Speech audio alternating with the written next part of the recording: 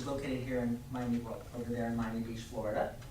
And I'm really glad that we're here together. For those of you who may not know, let me just say very briefly that the University of Miami School of Law is on the cutting edge of bringing these contemplative practices program to the school. And so if you're a 1L student, then you are probably very well aware of the Jura site for a law students program. If you're a 2L or a 3L, I want you to be aware that you should look at this, or you may want to look at this, because like this seminar, there are going to be other programs, including one that's probably in about a month, specifically for 2L and 3L students, which is called Mindfulness, Balance, in the Law Student's Brain. So throughout this semester at the University of Miami, and I want to say that I'm very grateful to Janet Stearns, the Dean of Law Student, and your new Dean, Patricia White, for creating this opportunity. There are law schools around the country that have contemplative practices, things happening. I'm not aware of any that have a whole program. So I'm very delighted to be a part of it. So here's what we're going to do today. First, we're going to talk a little bit about basic facts about the brain, so you understand in general what we're talking about. And you'll have these facts at your fingertips in a very real sense. Those of you who were in class yesterday, you saw how we began to move into the direction of looking at the brain as a model using our hand. We're going to do that today. So it'll be a good reminder for you, reinforcer for you. It'll be new to others. This is so that it really sort of comes more to life what we talk about, because this brain can be very abstract in certain ways. After we get through the basic brain facts, we're going to then talk about this thing called brain plasticity or neuroplasticity. Who's heard of neuroplasticity? Interesting. Okay. This idea that the brain is changing and that we're learning the conditions upon which this brain does change. And so we'll talk about that.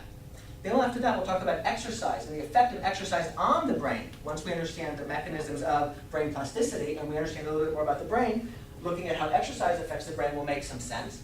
And then we'll look at tips, specific tips for what you can do as a part of your exercise routine or to add to your exercise routine to actually put in play what we're talking about. And I'm most interested in this idea of neuroplasticity, the way you can choose to do things to change your brain so that actually your brain is different later in even the day. In some cases, even 2 hours later, because of what you did that morning or didn't do that morning. Exercise is the single most powerful tool you have to optimize your brain function. Exercise is the single most powerful tool you have to optimize your brain function. So can we come to see that exercise is really like reading that case twice, really is like some fundamental part of the studying, as opposed to this sort of nice to have, if we have time, kind of thing to do. Who here has the intention to exercise more than they do? Who's ever said I should exercise more than I do? Right. And yet, we don't for some interesting reason, like so many other things in life. And so what is it? What is it that goes on inside of us, whether it's studying, whether it's exercising, whatever it is it might be, that seems to jump in between us and that intention manifesting itself? So while we're not going to talk about that really today, it applies to why it is that if you hear stuff that's interesting, I'm going to try and make this new stuff that really catches you like, oh my God, I didn't realize that. I'm actually going to get a better grade perhaps, or I'm going to actually be able to not just feel better by exercising or have my potential for stroke diminished 40 or 50 years from today, like I'm really going to focus on that now. But rather, right now, something's going to happen later today if I was exercising this morning or if I exercise tomorrow that I didn't realize was actually taking place. So that's what we're going to focus on today, the tips about what you can do that's slightly different than what you've done before, or what you might introduce that you never thought about introducing as it relates to exercise. But this idea of mindfulness, this idea of being aware of what's going on, pervades all of this, because all of that information, just like all the information you have about so many wonderful things that we can do to be more effective and more productive, seems to continually elude us. And why is that? So there's a couple of layers that are at issue here. Although today this is going to be a very practical discussion. People think, oh, the brain getting older, aging, well, 40s maybe, 50s, maybe Scott, you have to worry about it, but we don't. 22. That's when they're beginning to find that the brain begins to do its little decline. Anybody here 22? Anybody here not yet 22?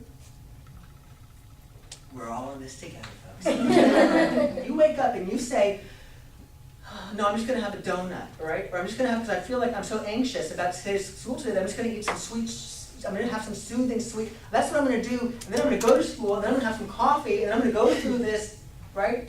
That there's a reason why, the reason you're doing that, which is just because I got to get to the books and start to read, because if I don't, I'm going to fall behind, that there's actually something phenomenal that's going to happen right then and there and begin to be set in motion if instead you do something different, even though your habit and your conditioning is telling you, and all the stress of that moment is telling you, to do the thing you did the day before.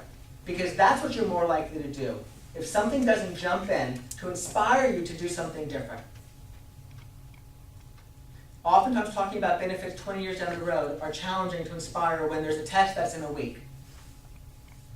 But if exercising today, and we'll talk because your question for you is a very important one. Okay, tell me how, why, what specifically? Can actually make a difference on that test in a week. If it can actually make a difference on that test in a week. If it can actually make my studying today more effective. If I'm going to have faster processing speed today. If I'm going to have a greater capacity to have cognitive flexibility and work with this information today, then I may just do that. And then guess what happens?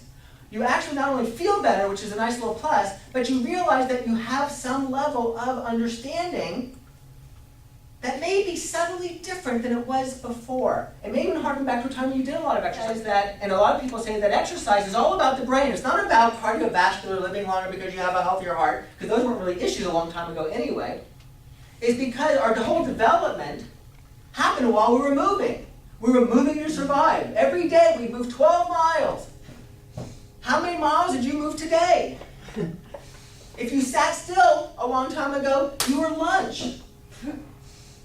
And it sometimes feels like if you sit too still today, you will be lunch, but it's the exact opposite. Sitting still will keep you lunch.